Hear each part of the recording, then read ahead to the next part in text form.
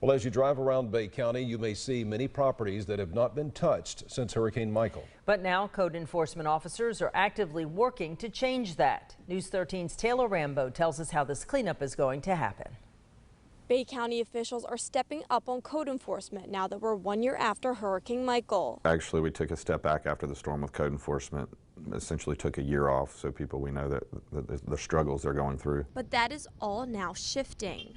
Code enforcement is back actively pursuing those properties that were problems before the storm and those properties that have been derelict since the storm. Starting off, they are focusing on foreclosed bank-owned properties and properties untouched since the storm. We can place monetary fines on the property, and eventually we can place a lien on the property through our property tax. They are looking at each property on a case-by-case basis, and some consequences could be worse than others. Whether it's the cleaning or in some cases demolition. If we have to demolish a property, we'll technically call it a clean and lien. We will clean the property and then we will lien the property. They hope that the worst case scenario does not have to happen and that residents will comply with the code enforcement rules. The county is being lenient too, as they know the struggles that community members have been through. They're fighting with insurance or clouded titles, those types of things. We're going to obviously use some compassion and work with these folks. If they have a plan, we're going to help them out as best we can. The county is working closely with the cities throughout Bay County to make sure their code enforcement policies all line up to get the county cleaned up as soon as possible. For News 13, I'm Taylor Rambo, Panhandle Strong.